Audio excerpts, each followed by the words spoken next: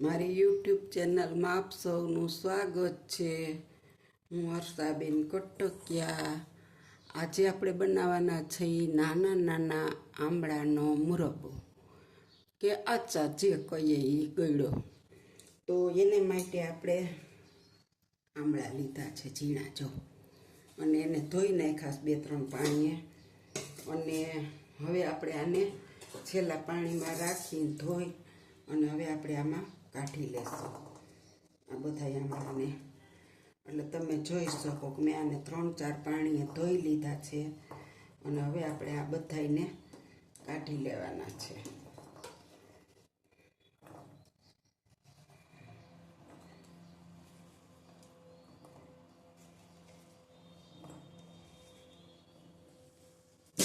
હવે આપણે આ આંબળાને માપ કરી લીધું કે એટલા આંબળા છે ભરી।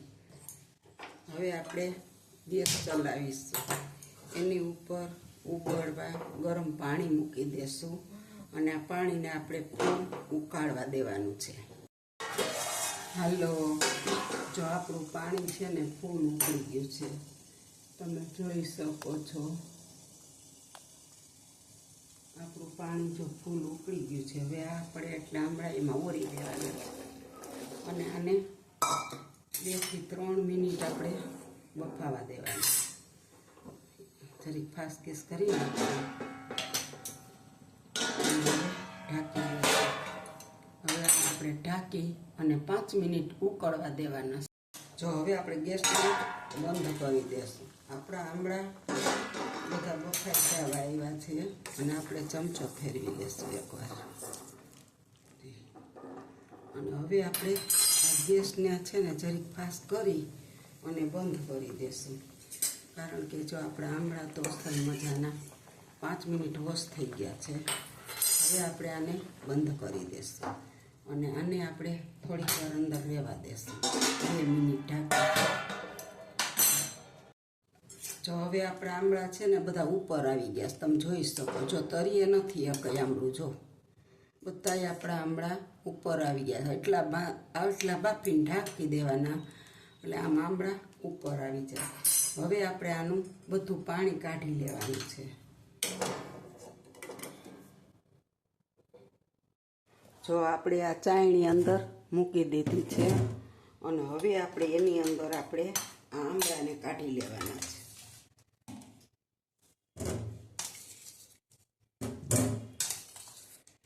જો આનો કલર કેટલો મસ્ત આવી ગયો છે, તમે જોઈ શકો છો।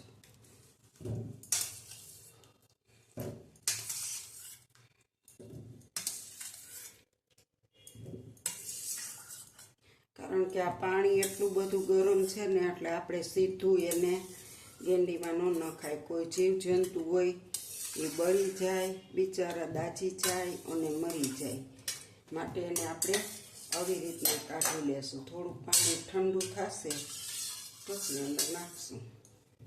હવે આંબળાને 5 મિનિટ આપણે ઠરવા દેશું। જો આપણે કોટનનો એક કટકો પાથરી લીધો છે, એની માથે આપણે આંબળાને 2 કલાક સુધી પોળા કરવાના છે। એટલે આને આપણે બહુ નથી સુકાવા દેવાના, પણ આની વરાળ નીકળી જાય અને આ એકદમ ઠરી જાય। આ ઠરી જાય ને પછી આપણે આની આગળ પ્રોસિજર કરીશું। હવે આપણે આને 2 કલાક સુધી આને પંખા નીચે સૂકવવાના છે। તો તમે જોઈ શકો છો, આપણે બધાય સૂકવી દીધા છે પંખા નીચે સરસથી। હવે આને આપણે 2 કલાકનો રેસ્ટ આપી દઈશું। આપણા આંબળાને 2.5 કલાક થઈ ગઈ અને જો કોરા થઈ ગયા મસ્તોના। હવે આપણે એને ચાયણીમાં જ કાઢી લઈશું અને હવે આપણે ગેસ તરફ જઈશું અને ગેસ પેટાવી દઈશું। હવે આપણે આની અંદર આપણે જેટલા આંબળા હોય ને એટલી ખાંડ લેવાની હોય, પણ મેં થોડીક ઓછી લીધી છે, કારણ કે અમારે ગળ્યું બહુ ઓછું છે, એટલે નકર જેટલા આંબળા એટલી જ ખાંડ લેવાની હોય। અને હવે ખાંડ ડૂબે ને એટલું પાણી નાખશું આપણે।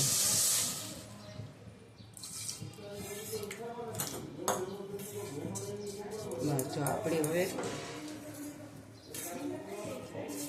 અડધો ગ્લાસ પાણી નાખી દીધું, આખો હતો ને એમાંથી, જો તમે જોઈ શકો છો.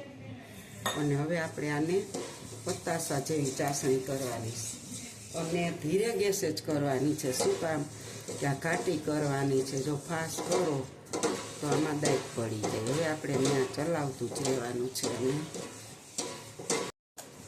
હજી આપણે ધીરો ગેસ રાખ્યો છે, એટલે આપણે ચાસણી છે ને ધીરે ધીરે ખાંડ ઓગળશે એકદમ પતાસા જેવી. અને આમળા તો આ અમારા ગામની અંદર મળતા જ નથી. અમે છે ને દાહોદ મળતા હતા, પછી ત્યાંથી ફોન કર્યો કે મમ્મી તમારે લેવા છે? મેં કીધું હા, એટલે કિલો 1 મગાવ્યા. અમારે તો એમાં આવતા જ નથી અમારા ગામની અંદર, પણ અમે દાહોદથી મગાવ્યા છે. ખટુંબળા કહેવાય આને. પણ આનું આ મુરબો બહુ સરસ થાય, કેન્ડી બને, બધી વસ્તુ બહુ સરસ બને. પણ અહીં તો મળતા નથી, બહારથી મગાવવાના રહે છે અમારે. તો એકવાર બનાવીએ છોકરાઓ હાટું થઈ. પહેલાં તો અમે બહુ બનાવતા, સુરતથી લઈ આવતા જાતાથી. હજી આપણી ચાસણી બનતા થોડીક વાર લાગશે. ચાસણી હવે ખાંડ ઓગળી ગઈ છે, પણ આપણે થોડીક વાર ચાસણીને ઘટ થવા દેવાની છે એકદમ.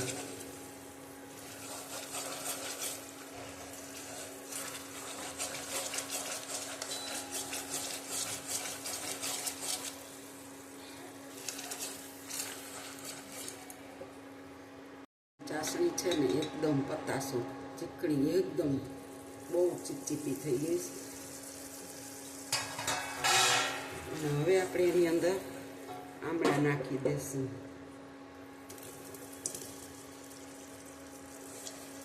અને હવે છે ને પાછું આ આમળા હોતે પાણી મૂકશે એકદમ. એટલે આને આપણે હવે કાસ ગેસે ચલાવતા બહુ આને હરવે ચલાવવાના, નકર બાફેલા છે ને ભાંગી જાય આપણા. હવે આમળામાંથી પાણી છૂટશે થોડુંક, એટલે થોડીક આપણી ચાસણી પાતળી બની જશે. પછી એકદમ ચોળવવાની છે, અને એકદમ સરસ પાછી ઘાટી થઈ જાય ને ચીપચીપી, ત્યાં સુધી આને આપણે હલાવતું રહેવાનું છે. આપણે આ આમળામાંથી પાણી છૂટશે, અને જ્યારે કરો ને ત્યારે વાસણ તો મોટું જ લેવાનું, કારણ કે આ જેમ ઉકળશે ને એમાં ઉભરા હોતે આવશે. મોટું વાસણ હોય ને તો નો વાંધો આવે, નાનું હોય ને તો ઉભરાય પણ જાય. તો હવે આપણે આ છે ને અહીંયા સાઈડમાં એકદમ આમ સફેદ થવા માંડે ત્યાં સુધી આને ચોળવવાનું છે.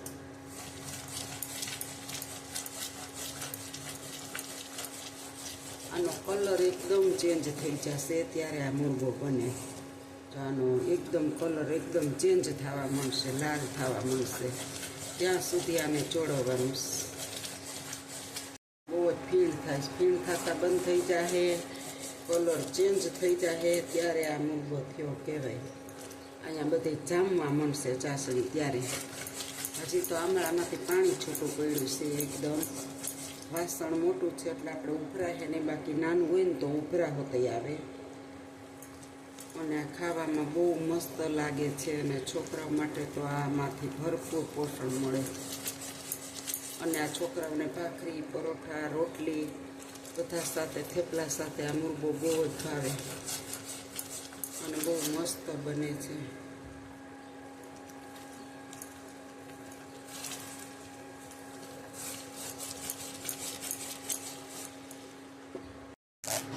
જો થોડો આપણો આમળાનો કલર પણ ચેન્જ થવા લાગ્યો છે.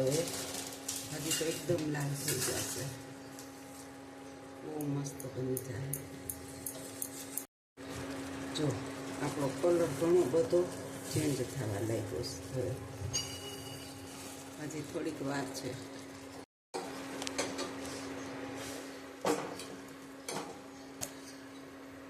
હલો,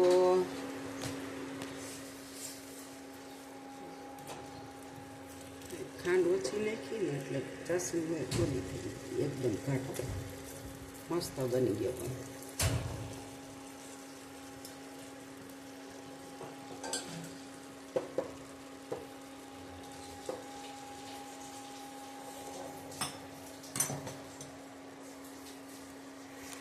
પણ મોબાઈલમાં જો આપણે ગેસ બંધ કરી દીધો, કલર ચેન્જ થઈ ગયો અને તમે જોઈ શકો છો ચાસણી પણ, અને આપણો મુરબો થઈ ગયો. કારણ કે જો આ ચારેય કોર ધોરી ચાસણી પણ જામી ગઈ છે આપણી, અને મસ્ત બની ગયો. હવે આપણે આને ઠરવા દેશું. ઠરી જાય ને પછી આપણે આમાં થોડોક મસાલો એડ કરીશું. જો આપણે 4 એલચી લીધી છે, એને જરીક આપણે ખાંડી અને આની અંદર આગળ આપણે નાખી દઈશું. હાલો,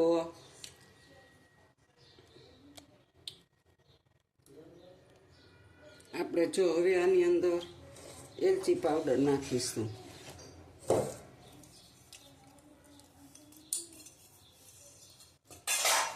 અને મિક્સ કરી દેશું.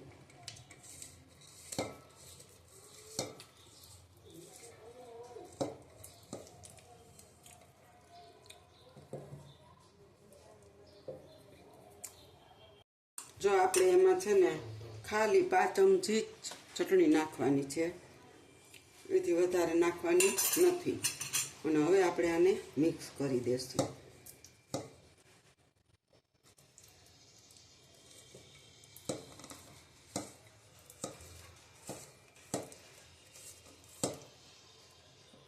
કારણ કે આપણે છોકરા નાના છે અને આ છોકરાઓ માટે જ બનાવ્યું છે, એટલે થોડીક એવી ચટણી નાખવાની, બહુ નહીં. કારણ કે આનો ચટણી જેવો તો કલર આવી જશે, આપણે એવું બનાવવાનું.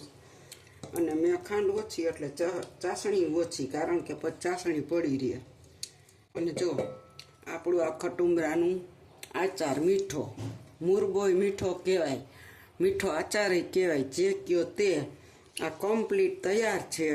તમે જોઈ લ્યો. જો આ મારી રેસીપી સારી લાગે તો લાઈક કરજો, શેર કરજો, બેલ લાઈક બટન દબાવવાનું ભૂલતા નહીં.